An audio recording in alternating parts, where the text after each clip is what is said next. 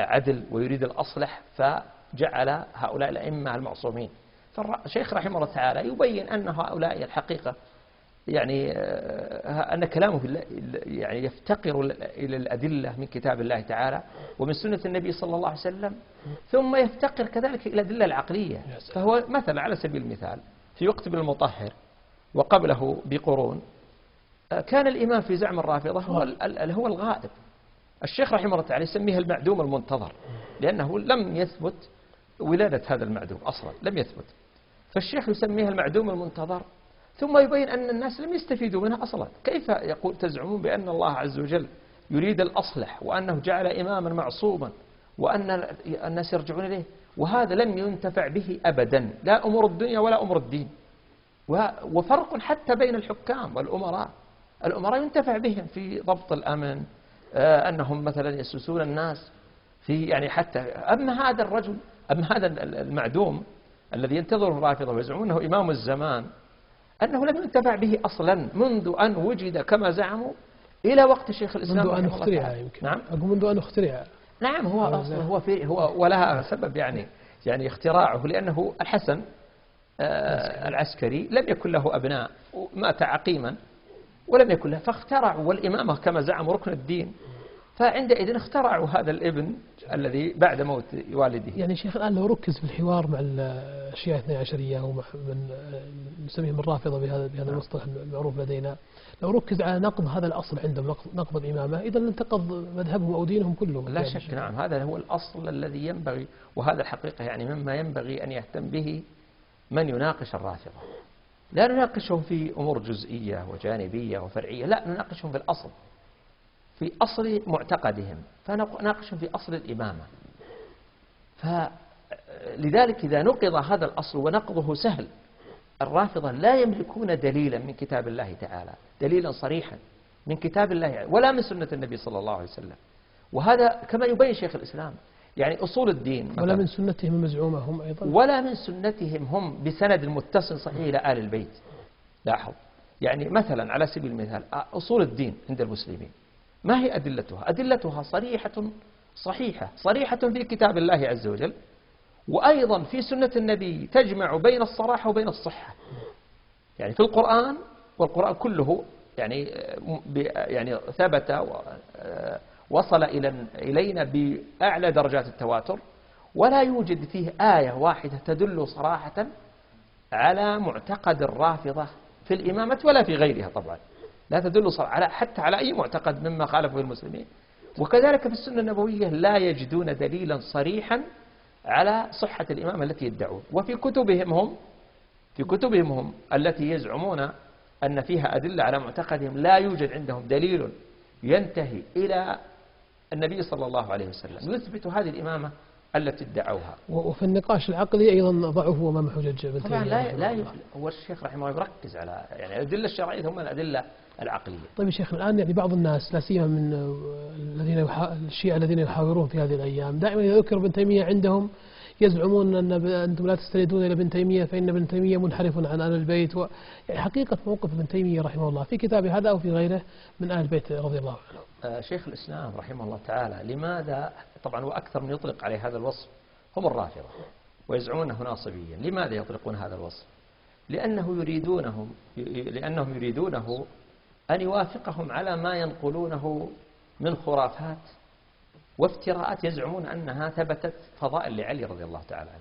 فالشيخ ينقضها رحمه الله تعالى، هذه الخرافات التي لم تثبت.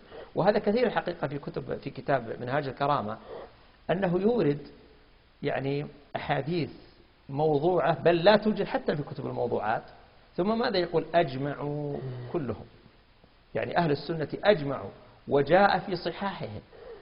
ثم يورد حديثا أنا أقول ليس في الكتب مثلا كتب أهل السنة، أنا أقول حتى كتب الموضوعات ربما ما بلغهم هذا الحديث الذي زعم أنهم أجمع أهل السنة على هذا الحديث. فالشيخ ينقض هذه الخرافات وهذه الافتراءات وهذه الأكاذيب، ونقض الشيخ لها يعني جعلهم يقولون عنه ناصبيا. بينما هؤلاء شوف الله سبحانه وتعالى يقول كونوا قوامين بالقسط شهداء لله، ويقول عز ولا يجرمنكم شنآن قوم على ألا تعدلوا اعدلوا أقرب للتقوى حتى مع المخالف. طيب لماذا هؤلاء في مواضع متعددة من منهاج السنة يثني فيها على الإمام على آل البيت عموما، ثم يثني فيها على علي رضي الله تعالى عنه وعلى الحسن والحسين وعلى آل البيت، ثم يبين موقفه من قاتل الحسين ومن معادي آل البيت؟ هذا في منهاج السنة. هذا في منهاج السنة. ولو أردت يعني هنا عدد من النقول الحقيقة يعني كلها من منهاج السنة، وهي يعني شيء يسير فقط صرح فيها بموقفه. صرح يعني على سبيل المثال مثلا يقول رحمه الله تعالى في الجزء الخامس صفحة 499 يقول: لا ريب أنه لآل محمد صلى الله عليه وسلم حقا على الأمة لا يشرك فيه غيرهم، ويستحقون من زيادة المحبة والموالاة ما لا يستحقه سائر بطون قريش. ثم في موقفه من علي رضي الله عنه، وهي كثيرة النقول لكن اختار بعضها، يقول: وكان أمير المؤمنين علي بن أبي طالب رضي الله عنه آخر الخلفاء الراشدين المهديين. ويقول أيضا في الجزء الرابع صفحة 277: وأهل السنة من أشد الناس بغضا وكراهة لأن يتعرض له، أي لعلي رضي الله تعالى عنه، بقتال أو سب، بل هم كلهم متفقون على أنه أجل قدرا وأحق بالإمامة وأفضل عند الله وعند رسوله وعند المؤمنين من معاوية وأبيه وأخيه الذي كان خيرا منه يزيد. ويقول يزيد بن أبي سفيان. ويقول: وعلي أفضل ممن هو أفضل من معاوية، فالسابقون الأولون الذين بايعوا تحت الشجرة كلهم أفضل من الذين أسلموا عام الفتح، وفي هؤلاء خلق كثير أفضل من معاوية، وأهل الشجرة أفضل من هؤلاء كلهم، وعلي أفضل جمهور الذين بايعوا تحت الشجرة. يعني الذين بايعوا تحت الشجرة علي أفضل منهم كلهم إلا، قال بل هو أفضل منهم كلهم إلا الثلاثة. فليس في أهل السنة من يقدم عليه أحدا غير الثلاثة، بل يفضلون على جمهور أهل بدر وأهل بيعة الرضوان وعلى السابقين والمهاجرين والأنصار. وهذا معتقد أهل السنة. لكن إذا الإشكال من لم يقر بعصمته وبأنه مسمى من الله عز وجل للإمامة فهو منحرف. إذا هذا على رأيه. نعم. ولاحظ أيضا ما يقول في الحسين رضي الله تعالى عنه، قال: فلا ريب أن قتل الحسين من أعظم الذنوب، وأن فاعل ذلك والراضي به والمعين عليه مستحق لعقاب الله الذي يستحقه أمثاله. يقول: والحسين رضي الله عنه ولعن قاتله، قتل مظلوما شهيدا في خلافته. وغير هذا كثير الحقيقة يعني من النقول. يعني هذا كلام جدا واضح. نعم. وأنا أقول مثل ما تفضلت شيخ، وهو أنهم الذي لا يوافقهم على ما يعتقدون في آل البيت، وطبعا أيضا إذا قيل آل البيت تبادر لديهم كثير من المسلمين أنهم يقصدون بآل البيت آل علي وآل العباس وآل عقيل وآل جعفر، لأن هؤلاء هم آل البيت عند أهل السنة. فيظن من يسمع آل البيت أن الرافضة يعنون بآل البيت أيضا هؤلاء. من يعنون ذلك؟ هم لا يعنون بآل البيت إلا فقط 12 شخص: علي رضي الله عنه والأئمة 12 ومعهم فاطمة. هؤلاء هم آل البيت. هل تعلم يا أخي أن أبناء علي رضي الله عنه ليس فيهم من آل البيت عند الرافضة إلا من؟ إلا الحسن والحسين. أبناء الحسن ليس فيهم أحد من آل البيت. أبناء الحسين ليس فيهم أحد من آل البيت إلا علي زين العابدين. أبناء علي زين العابدين ليس فيهم أحد من آل البيت إلا محمد الباقر. محمد الباقر ليس فيهم أحد من آل البيت إلا جعفر الصادق. العباس عم النبي ليس من آل البيت، وآل عقيل ليسوا من آل البيت، آل جعفر ليسوا من آل البيت عندهم. فهم فقط يحصلون آل البيت بهؤلاء 12 الأئمة، وهم الذين يعظمونهم ويغلون بهم ويرفعونهم فوق قدرهم. الحقيقة كان بودي لو أن الوقت يسمح لنا أن نستعرض رد ابن تيمية عليهم في إثبات الأئمة 12 من كتبنا عندما قال صلى الله عليه وسلم الأئمة 12 من قريش.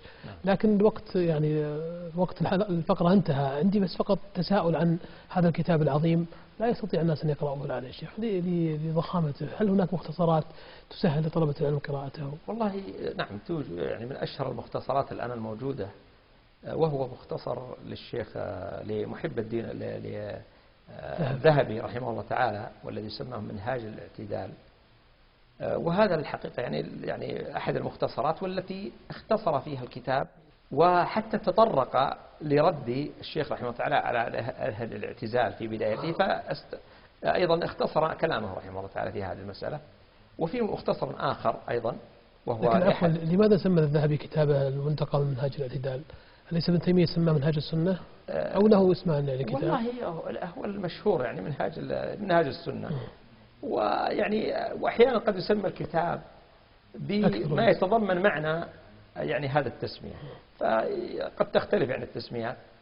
نعم. ولكن أيضا في كتاب آخر وهو أيضا حقيقة يعني أنصح يعني ممن يعني يريدون الاختصار وكذا، وأهم ما ورد في الكتاب أن يقرأه، وهو اختصار الشيخ عبد الله الغنيمان حفظه الله، والذي اختصر هذا الكتاب. وكل يعني هذا الاختصار للشيخ الغنيمان الحقيقة لا أجد فيه شيئا صعبا على طالب العلم يعني أن يفهم ما فيه، بل حتى المبتدئ يعني يستطيع أن يستوعب كثيرا مما ورد في هذا. لكن بالنسبة لمنتقى الذهبي هل تطرق إلى قضية المسائل العقلية في البداية؟ نعم تطرق إليه. وأنت تنصح بأيهما أيضا؟ والله أنا أنصح، أنا الحقيقة أنا لا أقلل من أهمية. عفوا أنت تدرس الكتابين كليهما؟ والله أنا يعني درست يعني مع بعض الطلاب الكتابين، ويعني أنا أرى أهمية ما ذكره شيخ الإسلام رحمه الله تعالى، لكن ليس كل أحد يعني يستطيع أن يستوعب ما ورد في يعني طبعا الأصل.